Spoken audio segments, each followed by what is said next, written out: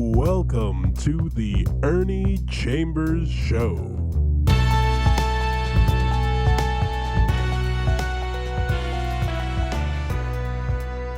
Brothers and sisters, friends, enemies, and neutrals, today I'm going to talk about something I did that had nothing directly to do with my being in the legislature, although there was kind of a bleeding over.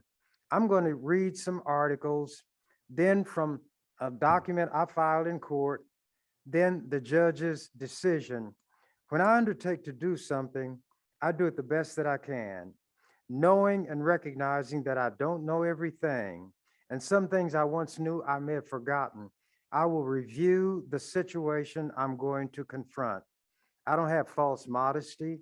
I don't have false pride or foolish pride. If I'm going to confront a judicial individual or a collection of them, like on the Supreme Court, I start out with the presumption that I don't know anything, and they will know only what I say to them. So I started ground zero and worked my way on up, because as you know, every old hound dog once was a pup. Here's the first article, and it's dated June 13th, 1998, some time ago. Headline, Smile, red light runners, city to install 10 cameras to catch violators. I was opposed to this from the very beginning. Within 3 weeks, Omaha's Public Works Department will send out a request for proposals to install and operate 10 cameras that would photograph the vehicles of motorists as they run red lights. The cameras would pay for themselves and not cost the city anything, said Charlie Krejcik, city traffic engineer. Krejcik said the successful bidder for the project would provide and install the cameras, process the film, and issue notices to the violators. The cameras would be permanently installed on 14-foot poles at intersections. Camera locations and the cost of notice violations have not been determined, Krejcik said. Quote, when people run a red light, it can cause a very serious accident, he said. This will get people's attention. The whole goal is to improve safety in the street, unquote. Mayor Hal Dobb had proposed buying 4 red light cameras for $400,000 in the 1998 budget. The cameras would have been financed through grant money and moved to various intersections. Krejcik said detectors would be installed in the pavement near the intersections and linked to the traffic signal. When a vehicle goes through a red light crossing the detectors, the camera is activated, and smile, you're on candid camera. I threw that in. The camera would photograph a vehicle entering the intersection and passing through it. In each case, when the light is red, said Marty Conboy, the city prosecutor, 2 photographs of the vehicle and the notice of violation would be mailed to the owner of the car, Conboy said. The notice would be for a nuisance violation and not a criminal or traffic charge. Conboy said, in addition, the violation would not take points away from a driver's license. In researching the use of the cameras in other cities, the number of motorists running red lights dropped once the equipment was installed and it became public knowledge. Quote, it's an absolute universal reaction around the country, unquote, Conboy said. Quote, the cameras are a proven factor in dramatically reducing accidents by about 50%. Now, when I saw that, I disagreed with its being done. So I wrote a letter to the city council members and sent a copy to the mayor, the city attorney, and it was dealing with the unconstitutional ordinance and saying that it should be rescinded or taken back. The ordinance passed by the council authorizes use of cameras, quote, for the detection and enforcement of traffic signal violations, unquote. It is unequivocally, absolutely, positively, hopelessly, glaringly, unquestionably unconstitutional. It breaches the Constitution and statutes in so many regards that I shall address only a few. Quite frankly, I feel like a man with a scattergun shooting fish in a little barrel. However, I shall pursue a methodical, logical course and demonstrate the necessity of overturning the ordinance if the council is to behave in a reasonable, prudent manner. I declare at the outset that this memorandum foreshadows the case I am prepared to file in court to overturn the ordinance if the council refuses to act. In 1995, because the mayor and then president of the council, Lee Terry Jr., refused to ensure enforcement of the administrative license revocation law, I filed a successful mandamus lawsuit compelling enforcement, and it cost the taxpayers nearly $4,000 in attorney fees and court costs. Citizens should not be compelled to seek court intervention to obtain appropriate action by elected officials, but I'll do it. And this is not one of the ordinary duties associated with being a legislator, but as I've said, when I gave my affirmation that I discharge the duties of that office to the best of my ability, I meant it. It didn't just mean what went on during debate on the floor of the legislature, during proceedings in the committee room. It meant all the time when something affected the public welfare, I would use whatever means at my disposal to correct it and protect the public, whoever would be a member of the public, regardless of race, creed, color, sexual orientation, or any other consideration. And I am and have been a force to be reckoned with, but they never wanted to accept it. Continuing. The mayor's transmittal letter to the council stated in pertinent part, quote, transmitted herewith is an ordinance to amend portions of Chapter 2, 18, and 36 of the Omaha Municipal Code dealing with vehicles being used in a manner constituting a nuisance and with the use of camera equipment for the detection and enforcement of traffic signal violations, to provide administrative penalties for such violations and for appeals regarding the same, specifically to amend the specified sections of the Omaha Municipal Code to add new sections to the Omaha Code and a few other technical comments that he made.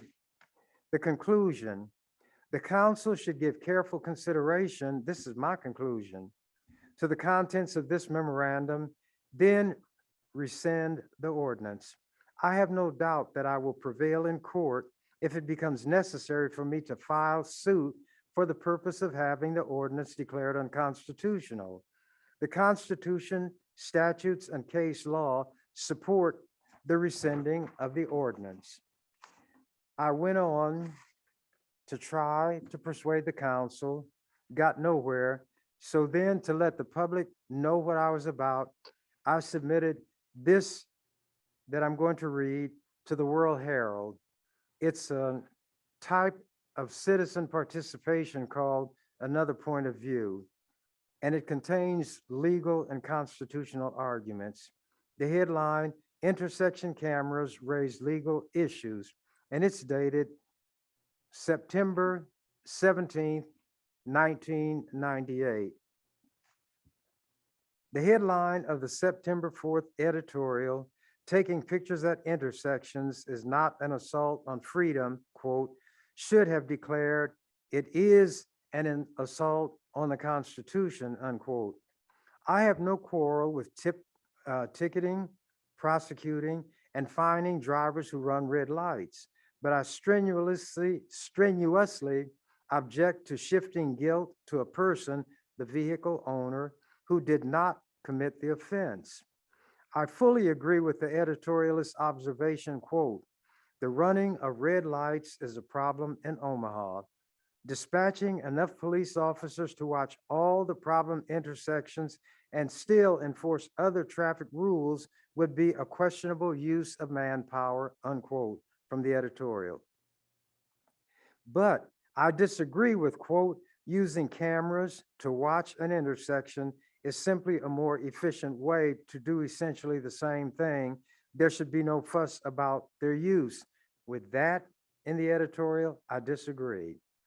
In the name of efficiency, should we countenance warrantless searches and seizures, arrests without probable cause, detention without charges, and confessions extracted through torture?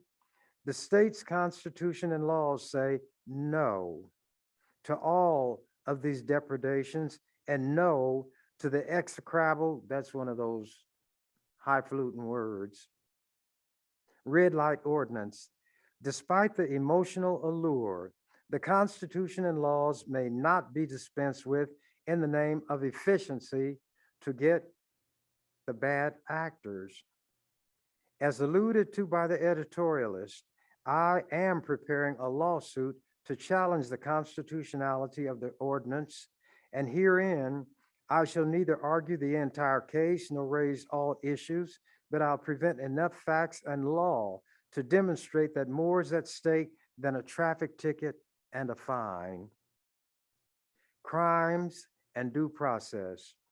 The Nebraska Supreme Court has ruled that a traffic violation is a crime and the resulting trial is a criminal proceeding.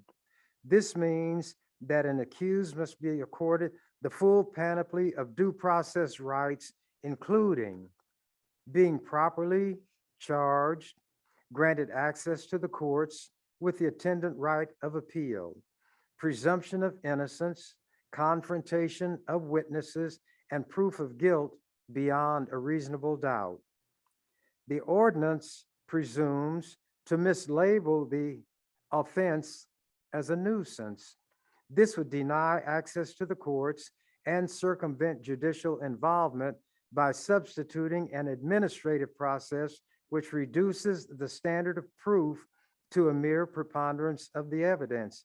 And a person other than the perpetrator may be deemed guilty, fined, and exposed to impoundment of his or her vehicle. Point system. State law requires that all moving violations with specified exceptions result in assessment of points against the license of the operator of the vehicle. The ordinance purports to negate state law by making a fine the sole sanction and no points against the license. Fines and penalties. The Nebraska Constitution mandates that all fines and penalties be used exclusively for the support of the common schools, and no portion may be diverted to any other purpose. The ordinance diverts the fine to a private party. Supremacy of state law.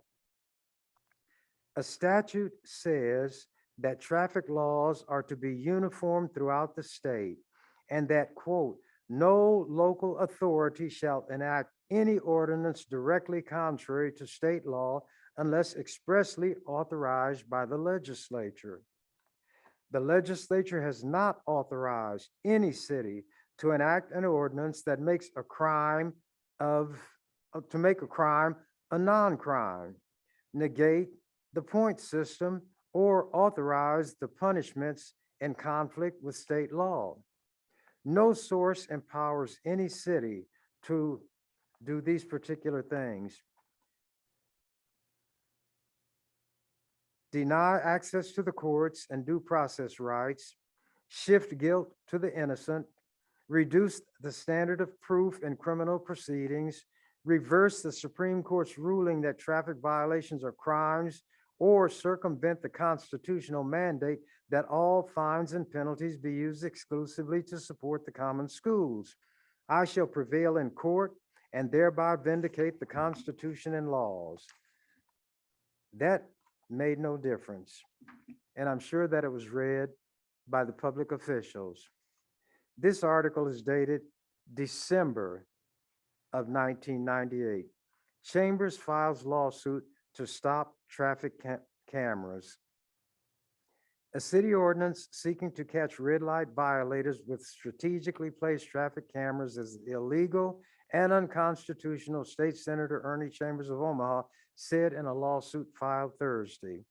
The lawsuit filed in Douglas County District Court seeks a declaratory judgment finding the ordinance passed by the City Council August 11th, quote, illegal, invalid, and unconstitutional in its entirety, unquote. Chambers alleges the City Council exceeded its authority by passing the ordinance, saying only the legislature has the power to define traffic infractions because they are of statewide concern, and to set a schedule of punishments for violations of traffic control devices. Chambers also wants a judge to stop the city from implementing the ordinance and spending any money on the cameras. City Attorney Paul Kratz said Thursday that the ordinance was drafted in a manner to avoid the legal and constitutional flaws Chambers alleges. In his lawsuit, Chambers alleges that the ordinance violates the due process rights of citizens trying to appeal the notice of violation. It requires citizens to appeal first to an examiner and, if dissatisfied with the examiner's decision, to an administrative hearing officer. Reasons for granting or denying a review hearing are not articulated in the ordinance, Chambers said. The suit says the ordinance assumes guilt of the owner of the vehicle and renders the identity of the actual driver irrelevant. Attorney Kratz for the city said the city will defend the ordinance in court. He said the ordinance technically made the running of a red light a nuisance rather than a traffic violation.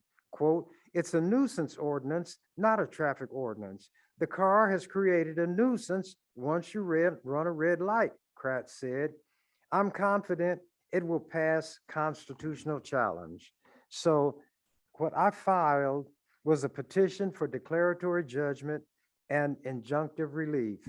And some of it says, this action, by the way, I could have practiced law even before I graduated from law school if it was based on knowledge.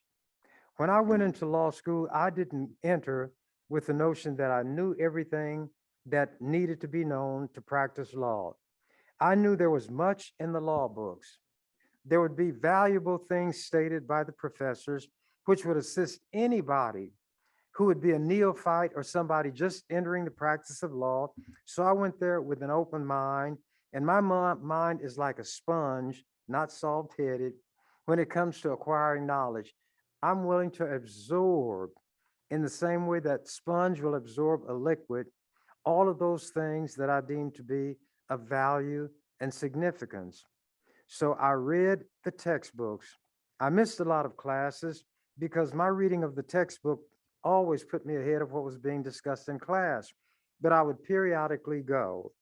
Nothing was said about that at first because being a freshman in law school, it was deemed by the professors that with the number of classes I missed, I couldn't possibly pass, and I was the only Black student in the law school at Creighton anyway, so why not just kill two birds with one stone, so to speak? Get me out of law school, make it all white, and everything could roll along as it had. But when I took the exams, I came out number 4 on the dean's academic list. I read the textbook, I absorbed what was said. That enabled me to answer all of the questions that were presented. So I knew what I was doing when I filed this petition. Nature of the action. This action seeks a declaratory judgment finding that this ordinance enacted by the Omaha City Council is illegal, invalid, and unconstitutional in its entirety.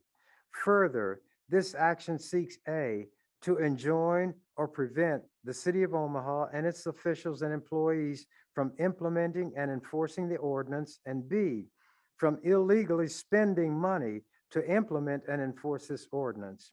Such expenditure would be illegal because the ordinance violates, among other provisions of law, the due process and equal protection clauses of the constitutions of the United States at Amendment 14 and the state of Nebraska, Article 1, Section 3, respectively.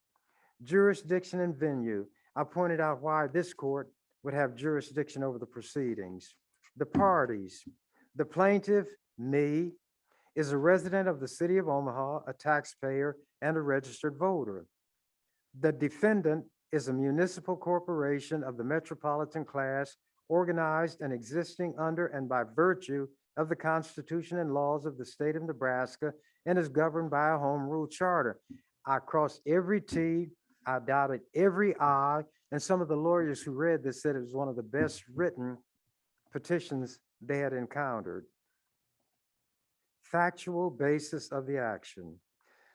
On August 11th, 1998, the Omaha City Council passed this ordinance, and it gives the number, with an effective date 15 days from and after its passage. August 26, 1988 would be that date.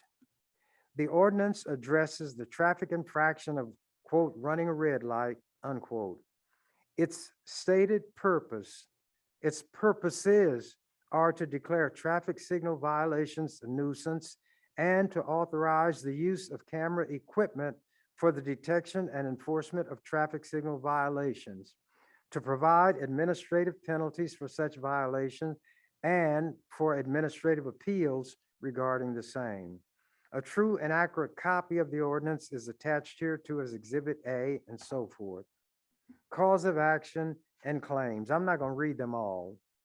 The city has spent and will spend additional funds, the precise amount of which is not susceptible of ascertainment with exactitude, for the purpose of implementing and enforcing the ordinance. Expenditure of funds to implement and enforce the ordinance would be illegal. A resident taxpayer is entitled to maintain an action to prevent the word actually is enjoin the illegal expenditure of money by a public board or officer. Then I went on about using this methodology to detect violators and proceed when the statute placed that responsibility in the hands of law enforcement officers. It talked about the hearing process as opposed to a court proceeding, the absence or the withholding of certain constitutionally guaranteed rights, and then it comes to a drafting peculiarity. The final sentence in Section 5 of the ordinance says, the owner may appeal the decision of the administrative hearing officer as provided in the given section, which section merely empowers the Administrative Appeals Board to, quote, hear or review all appeals in cases of administrative hearing for violations of this particular section. However, the procedures and requirements for filing an appeal are found in a different section. Since the ordinance explicitly limits the bringing of appeals to the provisions in the other section, no procedural steps are available to effectuate an appeal of this ordinance. Therefore, the opportunity to appeal has been wiped out. I read what is written and take the words literally. The presumption of innocence is replaced by a presumption of guilt, and such presumed or unproved guilt can be shifted from the actual perpetrator to an innocent party, the owner of the vehicle, who had no role whatsoever in the violation. Guilt is presumed and punishment imposed without a hearing unless such presumed guilty party in violation of the constitutional right to remain silent speaks in writing and overcomes the presumption of guilt without having been provided notice of what factors must be proved or established in order to overcome this presumption. And under the U.S. and state constitution, guilt is not presumed. A person is presumed innocent until proved guilty. The whole burden is on the state. This turns that upside down and says that the person is presumed guilty and must overcome that presumption of guilt. The ordinance renders the identity of the actual perpetrator totally irrelevant for all purposes. The ordinance declares that payment of the assessment shall be the exclusive remedy for such violations for the owner and the operator of the vehicle. And the owner could have his or her vehicle confiscated for failure to do what they want this one presumed guilty to do, even though he or she was not driving. The car could have been stolen. The car could have been loaned to somebody else. And the driver, whose identity is unknown, can be out of the picture entirely. This has the practical effect of nullifying state statutes relative to punishment of infractions, and I gave the citations, as well as the statutory point system and gave the citation. This ordinance said no points would be taken from the license. The city council calls itself amending the state statute by repealing the point system, which obviously it doesn't have the power to do. Now remember this, they had a white lawyer doing all of this. All the council members at that time were white. And then here's one black man who reads the law, their white people's law. And it was necessary for me to get involved in what I call white folks' mess because of the incompetence, the ignorance, the arrogance, the feeling of privilege of white people, even in elective office where the conditions of that office are set forth. They feel they don't have to comply with that. All they have to do is say it and it becomes so. Well, this is one black man who did not accept that, and I was going to embarrass them.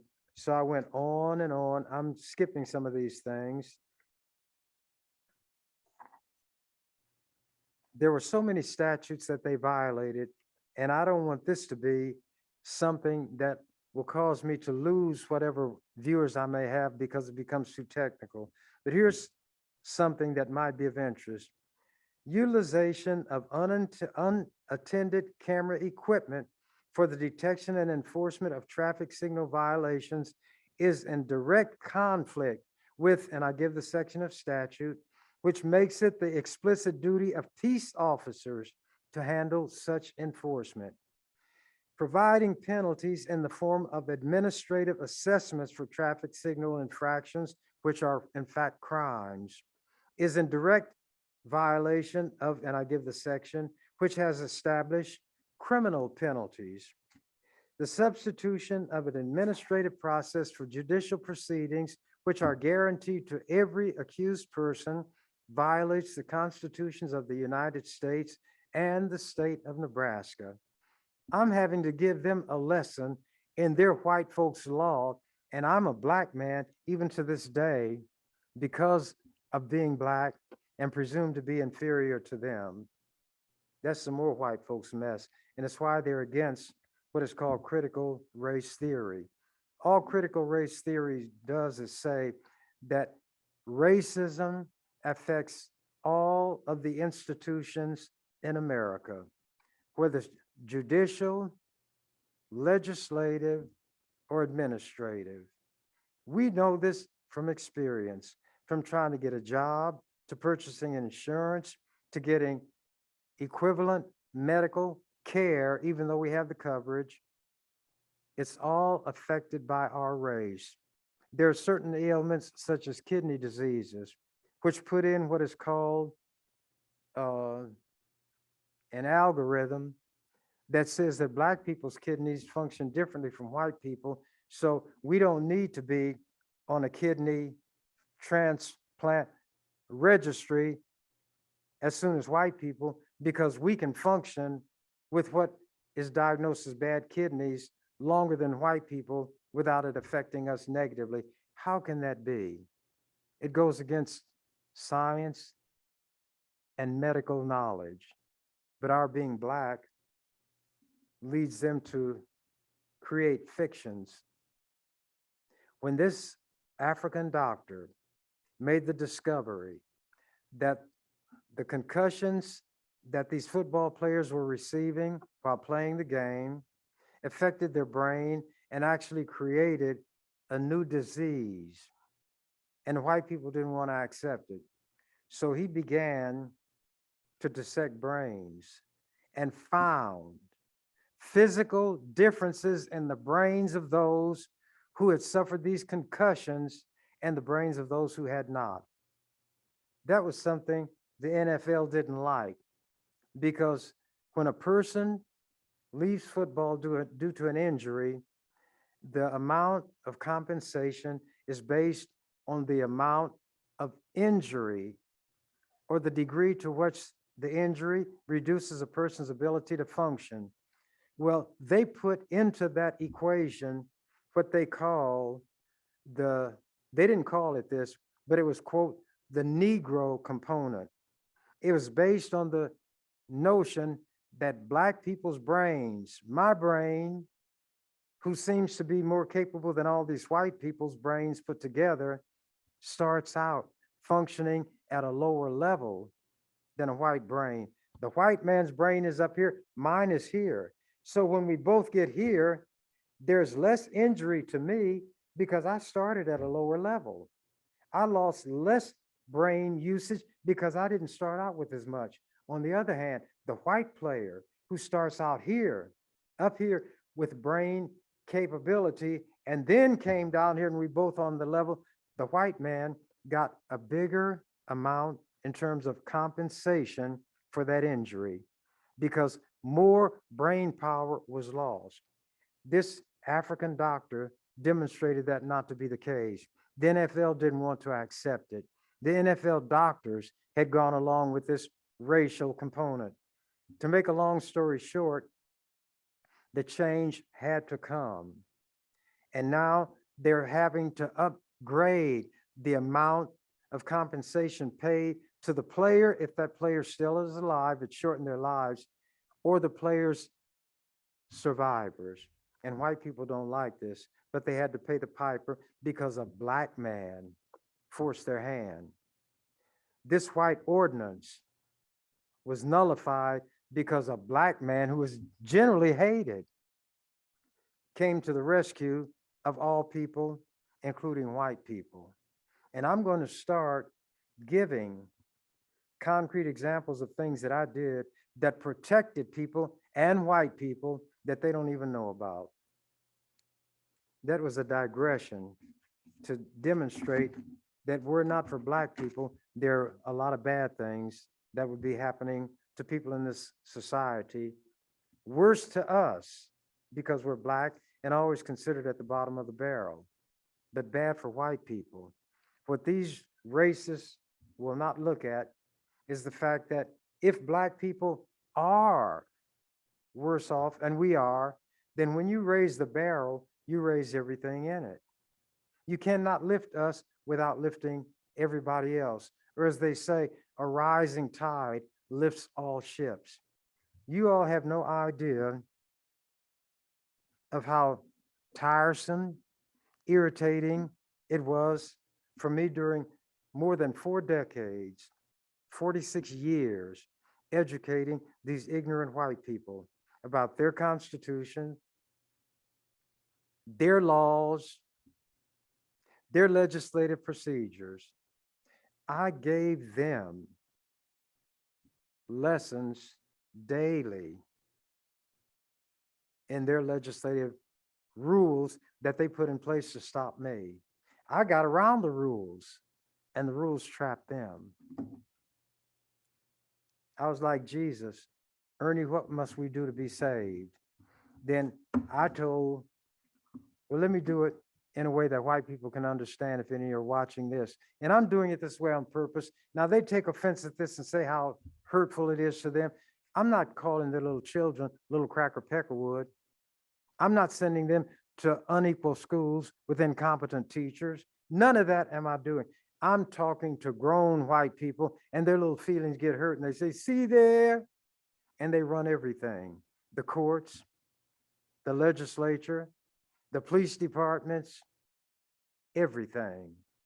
And they cannot deal with a Black man who's merely using words that comprise their language I don't know what my language would be if my ancestors had not been dragged out of Africa. Speak their language better than they do. And that offends them. Well, then let them study like I study. Let them learn what I learn. The same dictionaries available to me are available to them. The rule book is something that each member of the legislature gets. We couldn't even get expenses during session until I brought a law and forced the Attorney General to challenge it in court. And I won.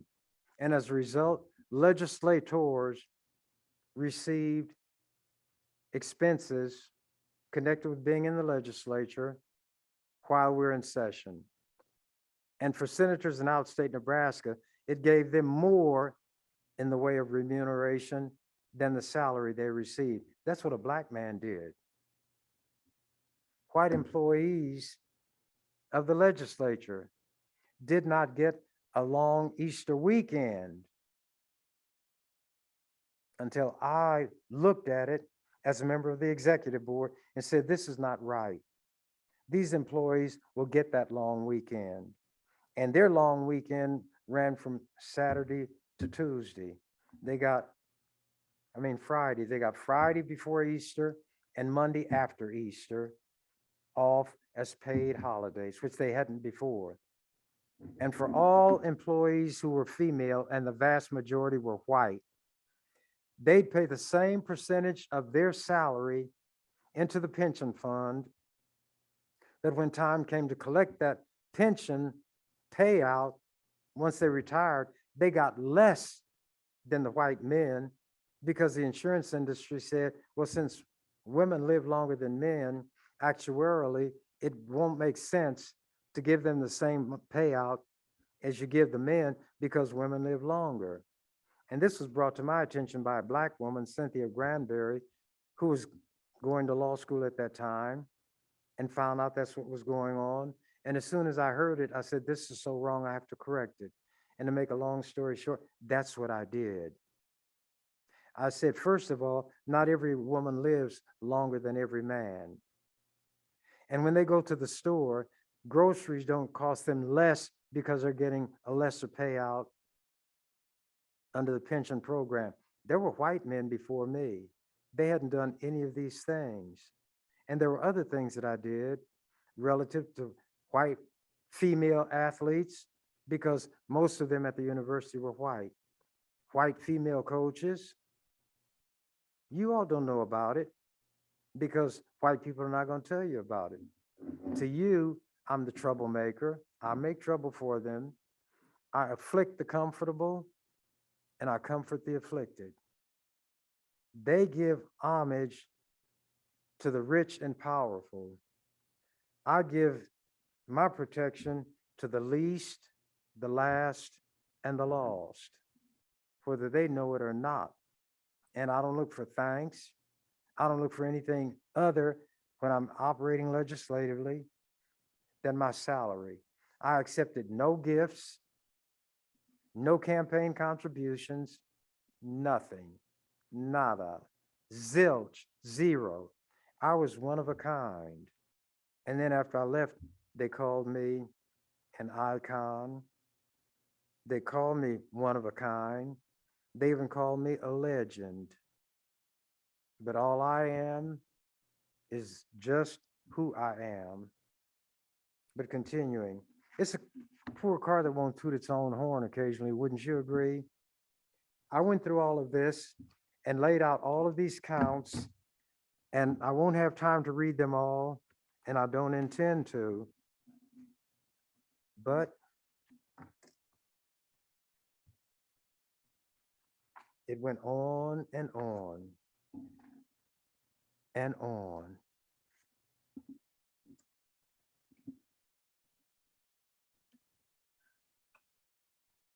I want to get my pages in order here, so that when I leave and get back home, I will know that I've got everything that I should have. And I don't think you all mind me doing this. I've earned that right, haven't I? And who knows, if you listen, you might pick up on something. I'm separating out what I did. And now let's look at the order that the white judge gave. The city filed an answer to mine, pointed out what they said were my errors, and that I should not win. Here's what the judge said in her order. This matter came on for hearing on December 29, 1998. We had the hearing and I argued my case in court. On the plaintiff's request for a temporary restraining order. The plaintiff appeared pro se and the defendant appeared through Alan M. Thielen and Martin Conboy, 2 against 1. And they thought it was 3 against 1 because there was a white judge. Exhibits 1 through 3 were offered into evidence by the plaintiff, me. Exhibit 1 was received and the court reserved ruling on exhibits 2 and 3.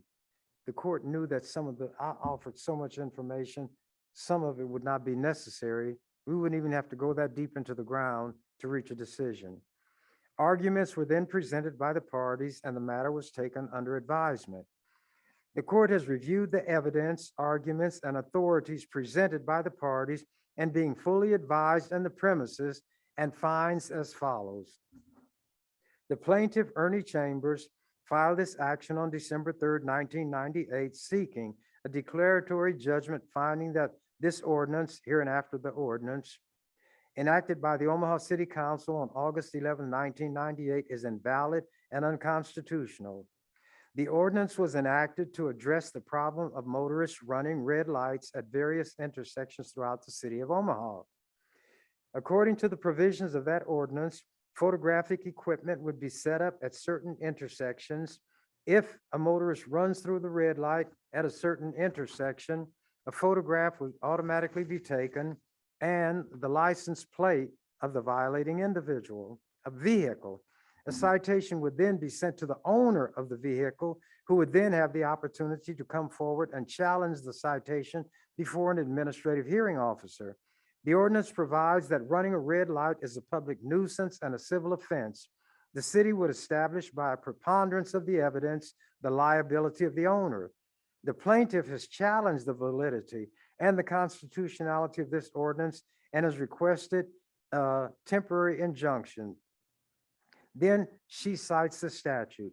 When it appears by the petition that the plaintiff is entitled to the relief demanded and such relief or any part thereof consists in restraining the commission or continuance of some act, the commission or continuance of which during the litigation would produce great and irreparable injury to the plaintiff, or when during the litigation it appears that the defendant is doing or threatens or is about to do or is procuring or suffering to be done some act in violation of the plaintiff's rights respecting the subject of the action and tending to render the judgment ineffectual, a temporary injunction may be granted to restrain such act subject to the limitations of these various statutes.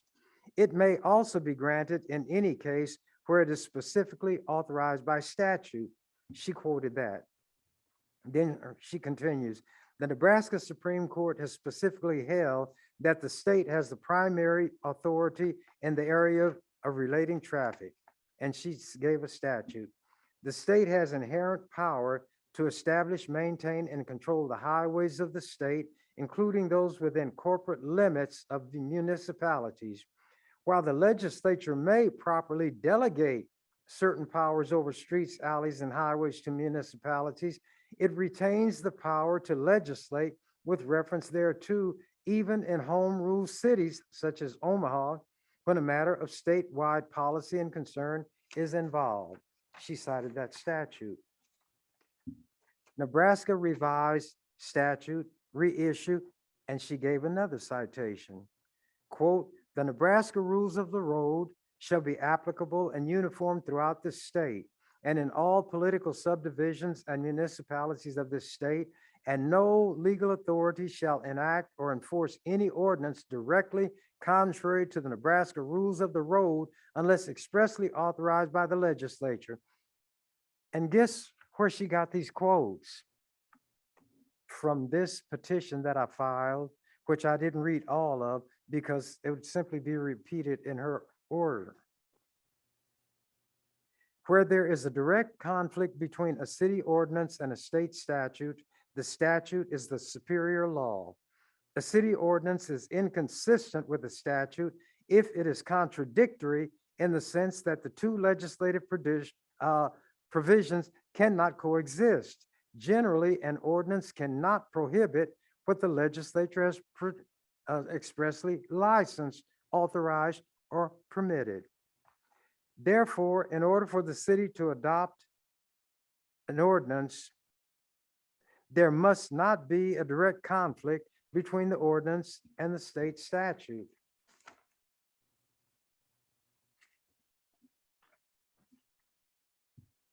According to the provisions of the ordinance, and then she read, as I laid it out in my petition, the following. Running through a red light at an intersection constitutes a nuisance and a civil offense with civil penalties and a civil burden of proof. The state statute provides that a violation of the Nebraska rules of the law shall constitute a traffic infraction. The Nebraska Supreme Court has stated that violation of a traffic infraction is a crime. A crime has criminal penalties, and the alleged violator is provided certain constitutional protections afforded persons charged with committing a crime, including a burden of proof of beyond a reasonable doubt, which is my argument, and she's putting it in here. And then she quoted from the case that I laid out, and this is what the court said.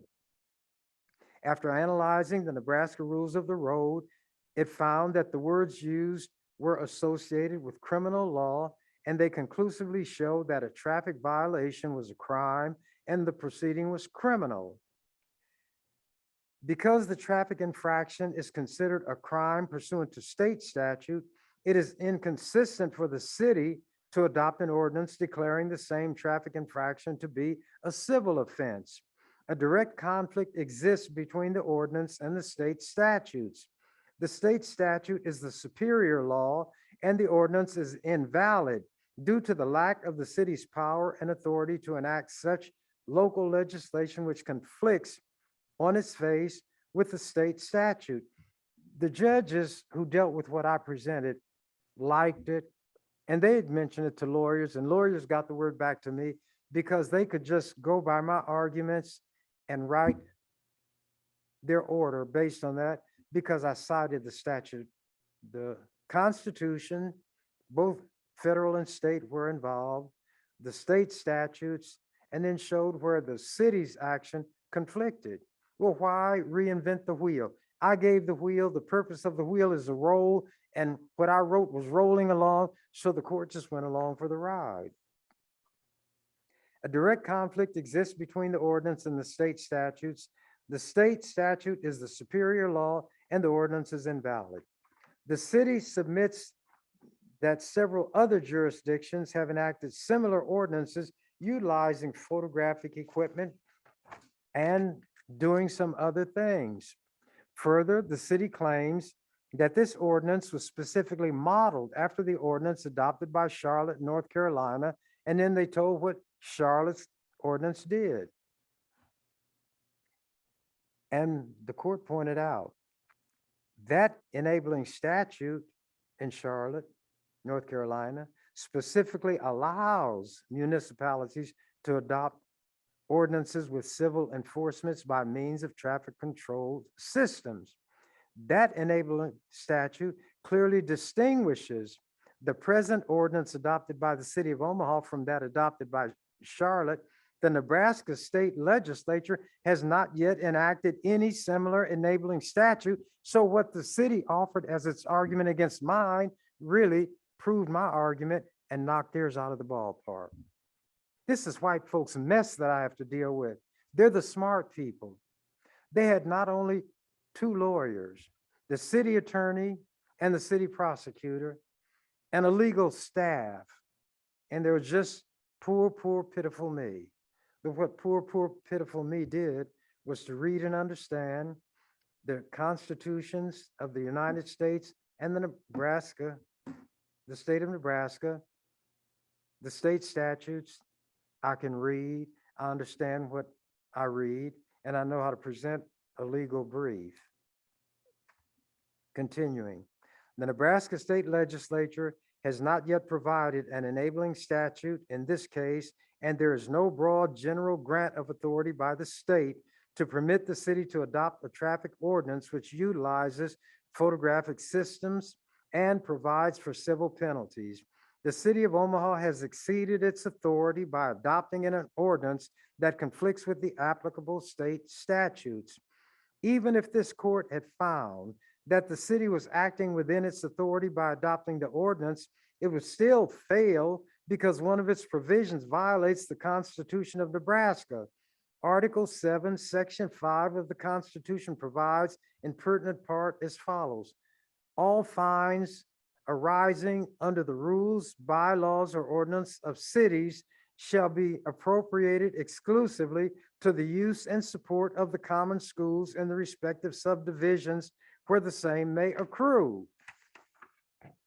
And as I pointed out, according to the provisions of the city's ordinance, quote, any person as the owner or operator of a motor vehicle in violation of this section shall pay an administrative fee of $55 plus a handling cost of $30, and when assessed, shall be the exclusive remedy for such violation for the owner and operator of such vehicle.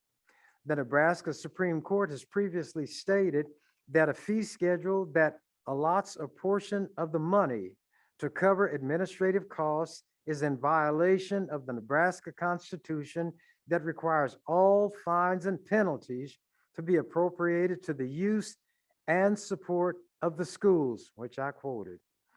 The defendant, City of Omaha, attempted to use a portion of the fines collected from parking violations to cover administrative costs. The court held in that case that the defendant was not allowed to divert any of the penalties away from the schools. Because the city has declared that a portion of the penalty assessed under the ordinance would be used to cover administrative costs, the ordinance is in direct violation of the Nebraska Constitution and cannot stand. In his petition for declaratory judgment and injunctive relief, the plaintiff has included 18 counts. The court has decided this controversy on the basis of two issues, which are dispositive of this matter, and therefore it is not necessary to address plaintiff's remaining arguments. In other words, the first 2 points that I made were enough, and all that other was unnecessary. It's like saying, when you shoot that cow in the head, you don't need to use the rest of the bullets that you might have in an AR-15. That one did the job. Concluding, it appears by the petition that the plaintiff is entitled to the relief demanded, and unless a preliminary injunction is entered at this time, the commission or continuation of some act by the defendant, the city, during this litigation would produce great or irreparable injury to the plaintiff. Pursuant to section, and then it gives the sections of statute, a bond is set at $100 to be paid by plaintiff to the clerk of the district court. That's to cover any charge costs that may accrue in case additional action takes place. It is therefore ordered, adjudged, and decreed that the defendant, City of Omaha, is hereby temporarily and preliminary enjoined directly and indirectly from implementing and enforcing this ordinance enacted by the City Council. It is further ordered and adjudged and decreed that this preliminary injunction will remain in full force and effect until further order of this court. Then the World Herald wrote an article, traffic cameras hit snag, and they describe what happened in court. And after looking at everything that had been done, This is a letter I got from the city council. The city attorney regarding Ernie Chambers versus City of Omaha. Dear Senator Chambers, on April 27, 1999, the Omaha City Council rescinded the ordinance which was the subject of the above referenced case. I enclose a certified copy of the ordinance with the endorsement at the end noting that it has been rescinded on that date. Since the city has rescinded the ordinance and the subject of the litigation no longer exists, I would propose a joint motion to dismiss the pending lawsuit. I enclose for that purpose a proposed dismissal order. If you agree that the action should be dismissed, please sign and return the order, and I will present it to Judge Lamberty. If you disagree with the proposed order, please contact me. Thank you for your cooperation, and I could have put them through more trouble, but I didn't. When what I wanted to accomplish had been accomplished, there was no need for me to go further. And here is something that was written by the World Herald a couple of years later when the state of Nebraska was going to enact a statute to allow the city to do this, and I attacked it. And here's what the editorial said. Don't shelve the camera bill, save it.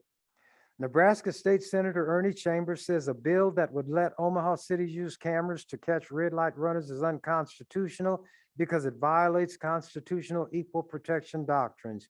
He may be onto something. Red light violators nabbed by police would lose driver's license points, whereas those spotted by cameras would not. Lawmakers would do well to take heed. Chambers, who holds a law degree, has in the past demonstrated insight into such issues. 3 years ago, he told Omaha its new red light camera ordinance was unconstitutional because it defined the violation as a civil matter, whereas the state law makes it a crime. Chambers went to court and won. Thus, there is still no such law or ordinance. The best solution, though, probably is not to shelve the bill for yet another session. The preferable way is to fix it. For years, proponents of such a measure, including this newspaper, have seen the license point disparity as a way to make this a kinder, gentler red light law. Perhaps it is time to drop such niceties and stop objections like Chambers by fully harmonizing the penalties, points, and all. Such a measure might or might not pass, but it can't hurt to find out. We won't belabor again today, and then they talk about statistics and so forth, but the World Herald had to acknowledge that I have a law degree, that I understand the law, that I whipped the city of Omaha, that I raised a valid constitutional issue on this statute that the legislature itself was trying to enact to help the city do this. And they said they needed to pay attention because I showed what I knew. White people cannot listen to a black man. If instead of fighting me, they would talk to me, not only would they save themselves embarrassment again, I would help them put together a fair and just law. I told them that my job is not just to try to enact just, reasonable, equitable laws, but to prevent the passage of laws that would be hurtful to the public. The public is not sitting in the legislature. The public does not attend, all of the public does not attend committee hearings. All they know is that there are laws in the law books and don't know what those laws are until they run afoul of one of them and will have to go to court. And then I point out to my colleagues, when you all bring these proposals that somebody else gave you, and I question you, and you cannot give the answer, I always ask you this follow-up question. If you who are bringing the law and asking that it be enacted into law by being placed in the statute books after we vote and the governor signs it, if you don't know what the law means, why will you put this on your white fellow citizen? I said, you don't care about me and mine, because despite what the Constitution clearly says and is upheld by the U.S. Supreme Court, those things are not applied to us equitably. We are not entitled to life. Ask any cop who wants to take our life. Liberty, not entitled to that. Ask any prosecutor who wants to bring some trumped up charges, a judge who will accept them, then illegally incarcerate us for maybe 2 decades before they finally find out, because some group who had enough concern will bring information that was available at the time of the trial, and 2 decades later, after we've lost 20 years of our life and some have died, they say, well, the joke's on us, we made a mistake. It's not a joke, and it wasn't a mistake. It was an evil deed done with malice aforethought based on racism. So when these white people want to pretend that racism is a dead thing, they say that to try to give these Negroes, and I use that term pejoratively, who have a job dependent on white people's approval, it gives them a leg to stand on so that they can say, well, racism, hey, you know, it ain't what it used to be. It's like these Negroes who are saying we're at a post-racial period in history because President Obama was elected. Post-racial means that you're past the point where race makes any difference. And I mocked them, I scoffed, and I told them how foolish they were. And all of those who were saying that had jobs with white people. Some were employed directly or indirectly by Susie Buffett and on down the line.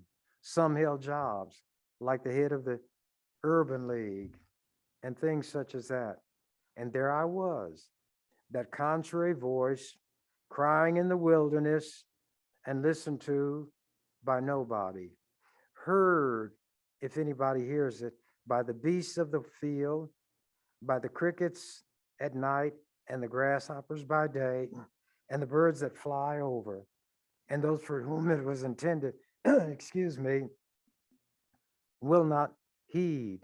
Well, if you don't pay attention to the caution sign, you run into the problem that you're being cautioned about. If the sign says road out due to flood, and you ignore that warning and you drive on, your car sinks in the water and you may drown. I cannot cease raising the issue of racism and discrimination because those things continue to exist. We are fighting what the people in the Deep South decades ago were fighting during the so-called demonstrations during the 60s, the right to vote. These white people are trying to streamline it now. They make it difficult to register, difficult to get to a polling place. Sometimes your precinct is altered and you don't get notice of it. Every way they can to prevent us from voting, they do it. There are laws in the South on the books right now where if people have been waiting a long time in line to vote in person on a hot day and you give somebody a drink of water, you have violated the law. Yeah, that's what these white people are doing. The ones who want to say that there's no such thing as racism. Critical race theory is not in our schools and it shouldn't be there. Well, what they're talking about, because they're so ignorant, critical race theory is not in the grade or high schools. It's in the postgraduate, at the postgraduate level. That means even after college at some universities. But at a minimum, it's not taught or discussed until you get into college. No high school teaches it. These white people think because the word critical is in it, that it's going to talk about what their ancestors and the so-called founding fathers of this country did. When I was in the legislature, I mentioned it again and again. Not to criticize and condemn our two brothers who are in the legislature right now. But when a bill was converted into law and passed, it had to do with teaching about those attempts to wipe people out. And there's a word for it, genocides. And that's when you commit such violations against a group of people that in effect you're trying to annihilate them. Well, they had a bill like that to require the teaching about the Holocaust. Justin Wayne managed to offer an amendment that was adopted that said they should talk about the horrible things that happened to Black people. And he mentioned the Tulsa massacre, where hundreds of Black people were killed, where what was known officially as Black Wall Street was literally destroyed. There were fire bombs dropped from airplanes on Black people who were civilians in America. And Justin presented some of these things, and the amendment was attached to the bill. But then, because these racists have the power, they said, well, if you don't take that out, the bill won't pass, talking to their fellow racists. So the white people voted to eliminate that from the school's ability to teach it, and certainly not a requirement to teach it as it is with the Holocaust, which didn't occur in the United States. And then they passed the bill and the governor signed it, and the governor said he would not sign it with that provision in it. Well, I would have said, had I been there, and I demonstrated it time and time again, if the ship that I'm captaining is not allowed to leave port, no ships are going to leave port. And they knew I was not bluffing. Not only would I fight against the bill that was before us, I would fight other bills and tell them, you may not get to this one again because we're going to spend all the time on these bills that are backed up, that mean as much to you as this one that I'm concerned about means to me. And you don't believe me? Try me. Tomorrow when we start at 9 o'clock, why don't we change that starting time to 8 o'clock? And why don't we eliminate a break for lunch, a recess for dinner? And let's stay here from 8 o'clock in the morning until midnight. And you can go a minute past midnight if you want to, but because you all are so dumb, you try to show me something. But if you go 1 minute past midnight, that becomes another legislative day. And you're certainly not going to stay here for a full day. I shouldn't even tell you that and let you go 1 minute past midnight, and you've lost this day that I've held you here from 8 in the morning till midnight, but I took the following day from you because you're so dumb. You didn't realize that when I took you 1 minute past midnight, that's another legislative day you lose, and I don't have to deal with you on that day. That's how I beat them by their rules, because I knew the rules and they didn't. I read English and I understand it. They would employ words, the meaning of which they had no concept of. So then some got a little savvy and they'd say, Ernie, can you help me with this? And I tell them, I'll deal with you the way you deal with me. On this over here that I'm interested in, until something is done with that, don't ask me for anything. Why should I strengthen the hand that holds a club that will be raised against me? You think I'm as stupid as you are. Do it yourself.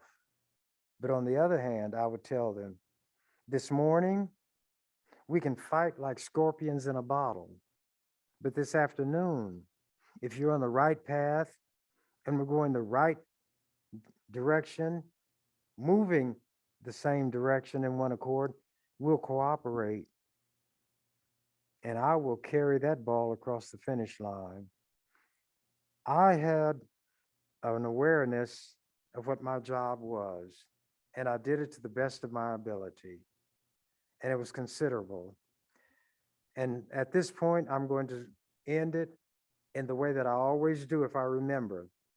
As the canary said when they told him that the door to the cage was open, I'm out of here.